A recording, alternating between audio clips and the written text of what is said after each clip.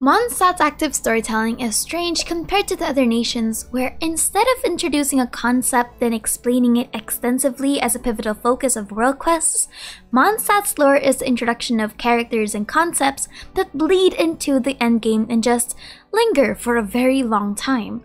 Mondstadt's Archon Quest is a character-driven tale but doesn't really focus on the aspect of the world building of the city because it doesn't want to bombard the player with too much information, but it purposefully leaves so many things only hinted at instead of being directly explained. And this is a strangely consistent pattern. Almost all threads of Mondstadt's story are leading up to the questionable endgame, which can make the City of Freedom both mysterious and strangely underdeveloped from an active storytelling point of view.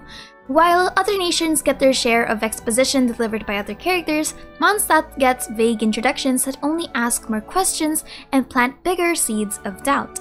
It's a fascinating execution of ideas that constitute Mondstadt's identity. Mondstadt is one of the only nations that currently, as of 3.7, have not yet received a permanent location update on the map ever since 1.2, just a thread of Golden Apple archipelagos that come and go with its own cloud of mystery. And that's what I love about Mondstadt. It's cooking. And in this video, I want to open the many major plot threads that have been referenced to but haven't completely been explained, explored, or concluded yet. Disclaimer: this video is just speculation and nothing here is indicative of the final product, but I also do want to mention that the point of this video is to show you how many work-in-progress storylines Mondstadt has in comparison to the other nations, who had their fair share of conclusions that tie their major story beats into neat bows. But the stranger thing about Mondstadt is the fact that it's the first nation. It has the least on-screen development from a world-building perspective outside of the more festive celebrations. That's not a bad thing, by the way. Don't misconstrue that sentiment as me disliking Mondstadt's writing. It's just that the nation has a unique delivery of its world-building as opposed to the others, which I find very fascinating. Mondstadt has yet to have its Marchosius level lore drop about Alice, or its massive lingering world quest that continues on about the past. So let's begin this video with the history of the Hexen Circle. Now we're going to open this with a topic that was introduced in 3.5 and hinted in Lisa and Mona's character voice lines. The Hexen Circle is a strange group of powerful people that weren't properly name-dropped until after the Tea Party cutscene, and while we got the dialogue that talks about a vague aspect of each of its members, the cutscene is less so explanatory as it is introductory. It's a group shrouded in mystery, so much so that the fun and colorful vibes of the cutscene don't actually do the deeper lore implications justice. For example, the Hexen Circle has Alice, or Cleve's mother, and Rhine-daughter as their well-established faces. Alice, of which is one of the, if not the most powerful artificer and sorceress in the entirety of Mondstadt, if not the whole of Tevat. While her jovial nature blends well with the aesthetic of the cutscene, there are some minor details that are left purposefully vague or deceivingly lighthearted. Rhine-daughter's story, for example, is introduced with the lighthearted manner of her becoming a mother with the introduction of Albedo being her child, not really talking about the scarier lore that she was one of the main suspects that began the cataclysm of Conria, and also feeding her failed prototypes to the dragon that eventually created Subject 2. Barbeloth is Mona's teacher that we hear her complaining all about, and Anders' daughter is the author of The Boar Princess, a book that has a lot of questionable references to the Sealies and Barbados. Lastly, Nicole was theorized by the Traveler to be the voice at the end of 3.3, because she was a guide towards the truth of the world when a change occurs.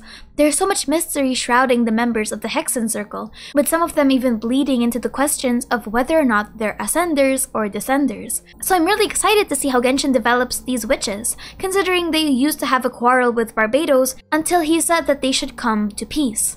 While the cutscene makes it seem like they had a pretty cordial conversation, you do need to consider the implications that the god of Mondstadt just had an agreement with powerful people in Tevat to maintain the peace of the nation. Makes you think, huh?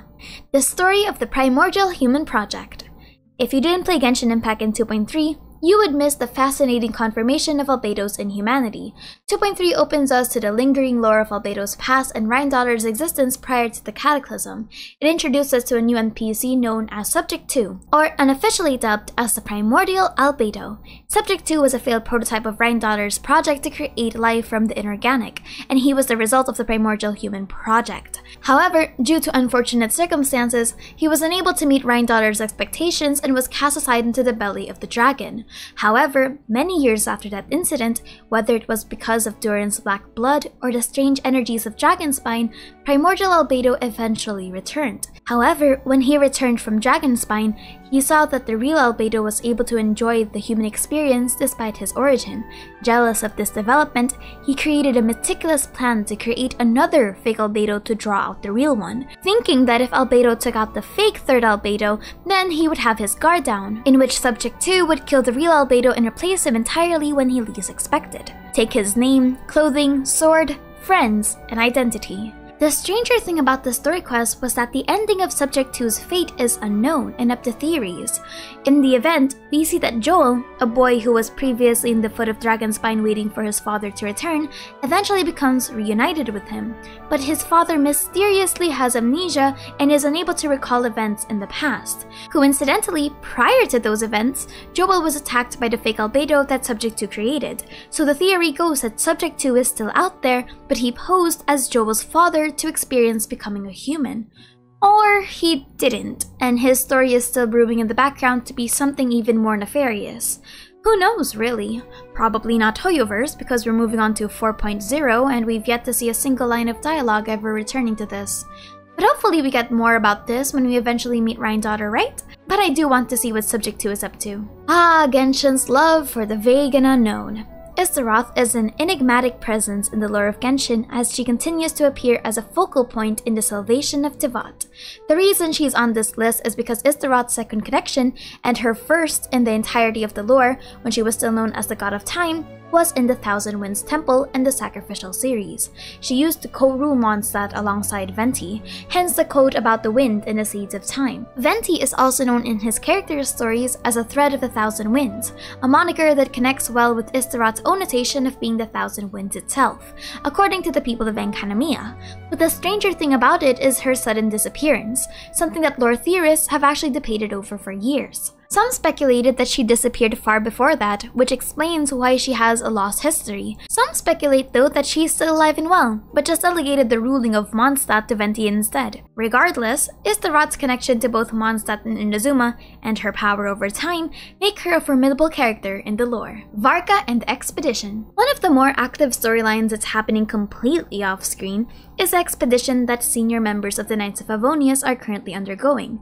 There's a reason that Jean is known as the acting Grandmaster, and that's because the current Grandmaster is away on an expedition far away from Mondstadt.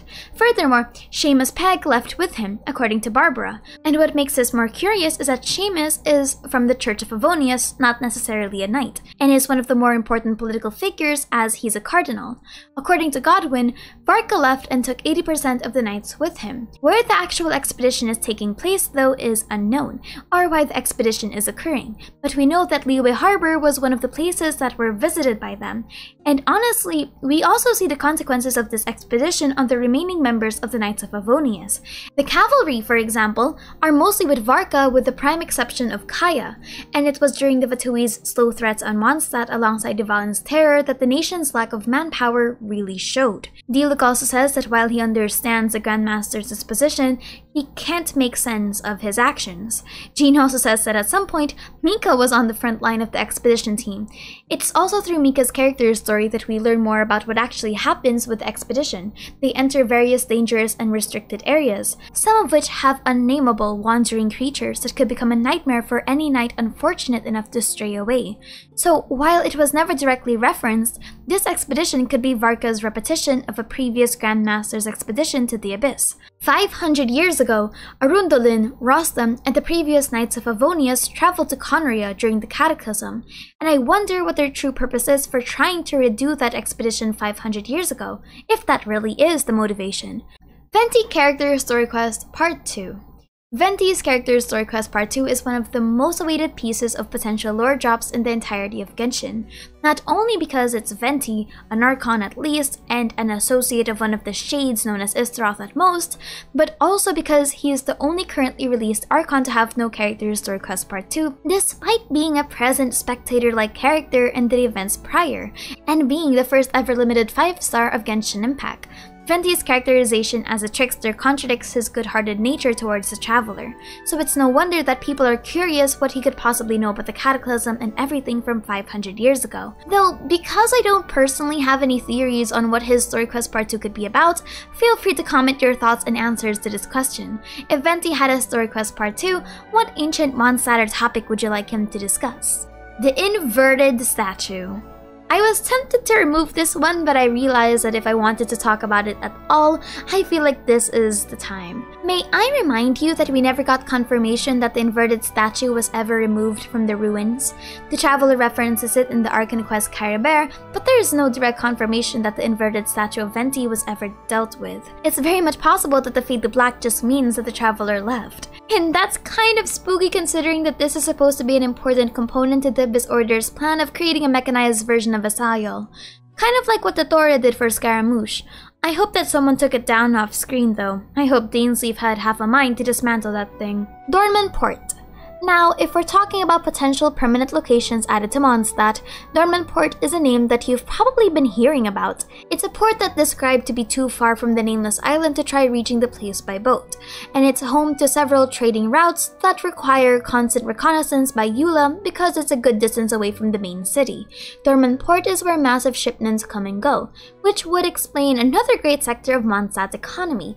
Up until now, there's the question of how Mondstadt manages to have their import and export, considering we don't know much about their economy sans their wine industry. It's good to see that we're getting more information since Dorman Port is where they apparently get their goods from Liyue Harbor. Recently, a trading route has opened between Dorman Port and Port Ormos, which relies on the export of fruit, but because of the journey that the cargo has taken, the quality has been questionable. The port also has many merchant caravan routes that travel between the port itself and the city during festivals, which is why they need to up security to make up for the increase in traffic.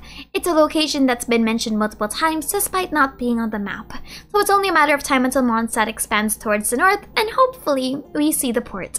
But that's it for me today, a retrospective look into the neat story beats of Mondstadt, but I do think that we should put more of a focus on the newer region since Mondstadt's state of being a background nation in the grand scheme of the story is perfectly fine. The reason that Mondstadt's story feels kind of underdeveloped compared to the other nations is because we need to respect that it was the first ever nation, hence our introduction to the world of Tevant. We can't exactly just dump all of the heavy topics like Irminsul or Forbidden Knowledge or Celestia on one exposition onto the Traveler, so I respect Mondstadt's execution of doing it slowly but surely, but still introducing enough topics that make the City of Freedom mysterious. But that's all. I'm gonna go back to playing Genshin soon because my break is finally over and here's a few announcements. May was kind of my break where I slowed down myself, but June's going to be a different beast altogether. I'm fully recharged and I'm branching out to different opportunities of content since I've been having a lot of ideas in the past, but not enough energy to do them. And I want to announce that I have a profile on freshcut.gg. If you want to follow me there for not just my usual lore shorts that you see on chillwithaster, but also more behind the scenes or memes, feel free to download the app with the link below. If you're an aspiring content creator, you can also check out the link below in the description. I'm basically just using this platform for both my Genshin lore shorts that you guys are seeing here and extras that don't really fit on the YouTube channel, so there's that. Also, other plans for June will slowly get revealed for everyone. Anyway, my name is Aster and thank you for chilling with me. Bye-bye!